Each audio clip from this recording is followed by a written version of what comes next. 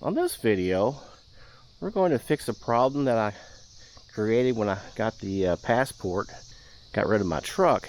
And the problem is that when you have the an SUV or even a truck with the tailgate that you want to bring back, you'll hit this jack. So we've come up with another way of fixing this, and I'm going to show you here what we're going to use. We're going to, like I say, in this video I showed you how this problem is not going to work out for us, because we got to be able to stop at harvest host and be able to get into the back of our SUV or anything like that. So to fix this problem, we've got this thing called the Jacky Up. This is what it is, and what that does is it mounts to that front, and it allows you to take the entire jack assembly out, and it gets out of your way, and this is all that's left behind. But in order to do this, we have to do a few things, and I've got some things I want to show you what we're going to change up on this to actually get this working properly.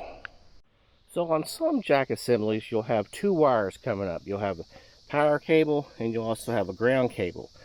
And in that case, it's pretty easy. You just put a connector that you can disconnect, kind of like this here. It's a SAE. And you'll be able to unplug that, then take this whole assembly out and put it in the back of your trunk when you're hauling the camper. But in my case, this jack, it comes with the GeoPro, at least when the this was a 2019 GeoPro, so it came with a single power source.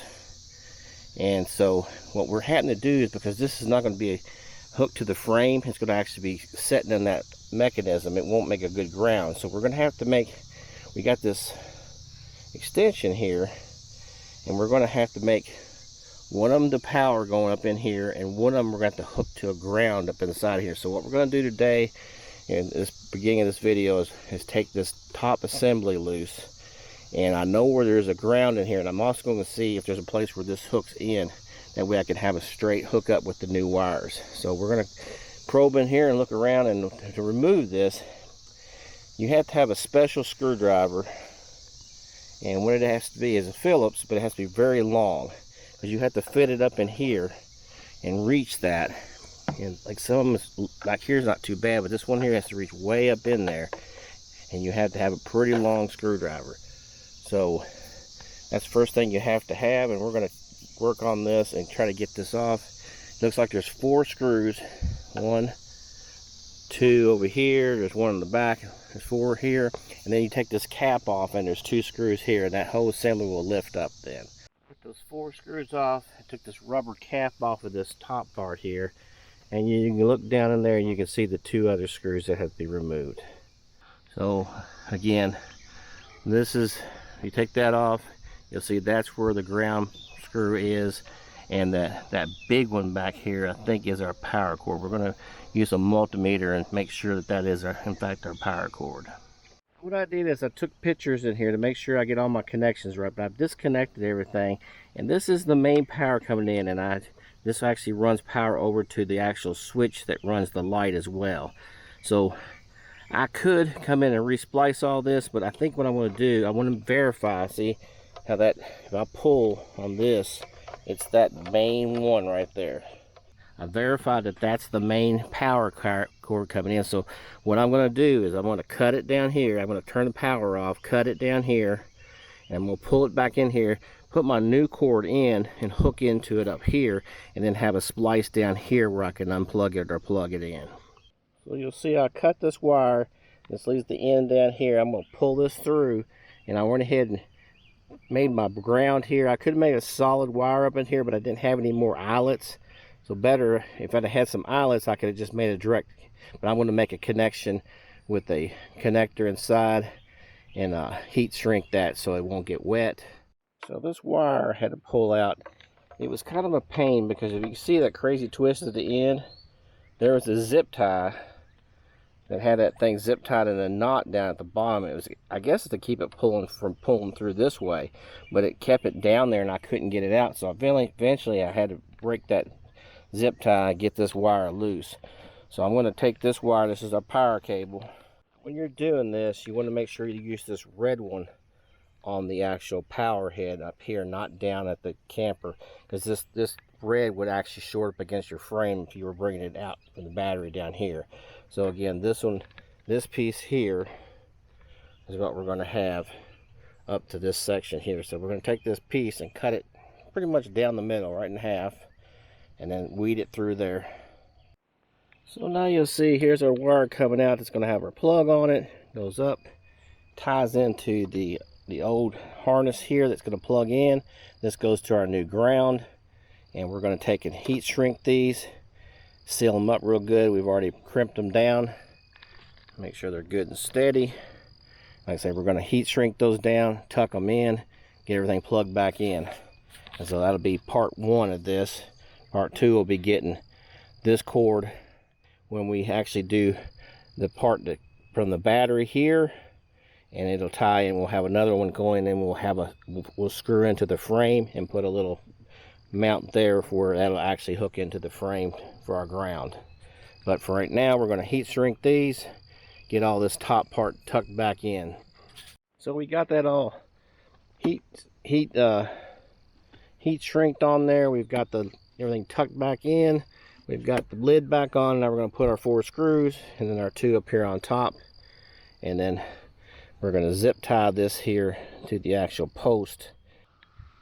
So what we've done here, this is our plug coming down. We saw one coming up here.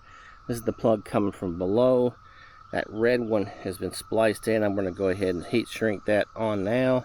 And then my black one, I used an extra piece of this red wire, even though that's going to be the ground. And I had to extend it a little further. It's going to reach back from here and tie into a nut there that ties into the frame. So we had to extend it a little bit to get to that. So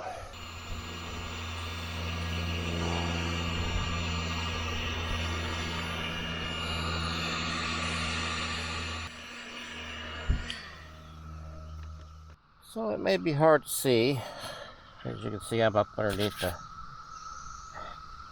tongue of the trailer. But anyway, underneath here, if you look down, like I said, there's the battery box there. But anyway, if you look up in here, so there's the battery box, and you look up on the main frame, you'll see this lug right here. And this lug goes over to the negative terminal on the battery. And this is where I tied in my ground, because that hole was already there. I could have drilled another hole up in here, but I just wanted to not drill many holes in the actual frame, so I used that same lug there.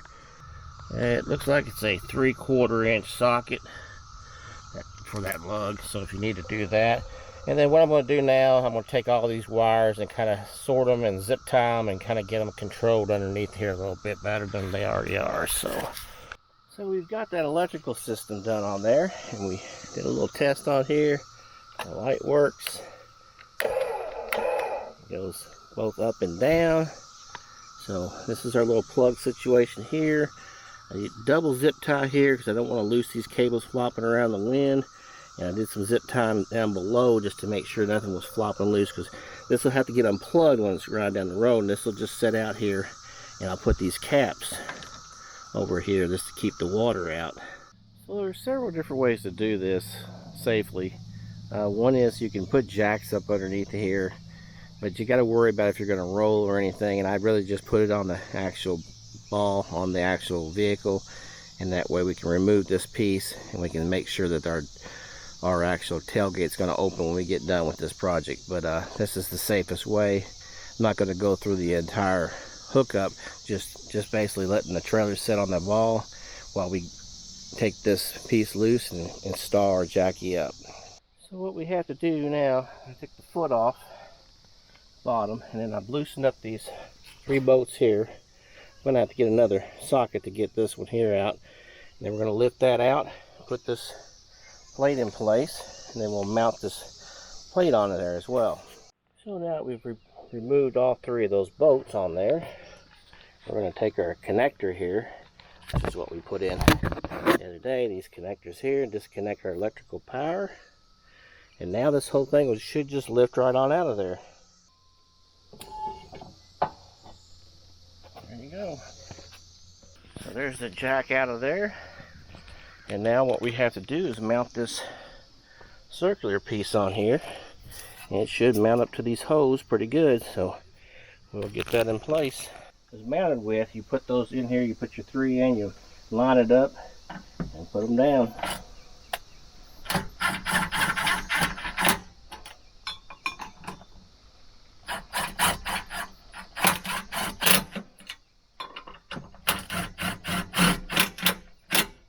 Now you take this plate on here and you take it and you line it up here, you mount it on here, run your bolts through, and you got a nut on the bottom part of that.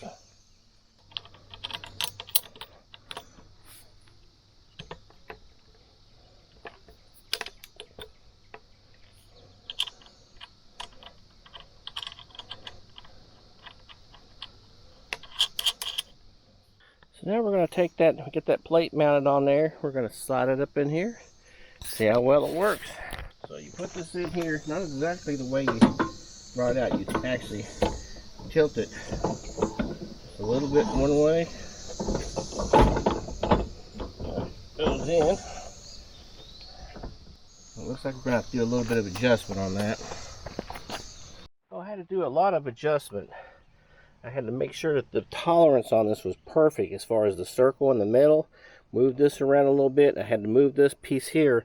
I had to rotate it until it got to a happy spot. And it's still kind of snug getting it in there, but I think it's going to work out now. So we're going to go ahead and put the bottom piece on here, and we're going to jack it up and see how well it works. So there you go. I got that in there, and I've tested. I went ahead and put my weight distribution hitch on just to see, because I had raised this up a little bit just higher. I wanted to see with my, if it actually leveled things out a little bit better, which I think it does. And I had to bring it about 1 inch. You just turn this a quarter turn, not even quite a quarter turn, and then pull that whole assembly out. Like I say, make sure you unplug this. But I think it's going to work out. I already checked it. The door does open up with that. The only bad thing about the whole thing is you got to store this piece inside your camper or inside your SUV. And right now it's got these rubber stoppers on here, and I'm going to have to clean those up because it leaves black marks all over everything after a few years of weathering. So that's about all I have for this video, and have any questions, let me know in the comments, and we'll see you again on another one.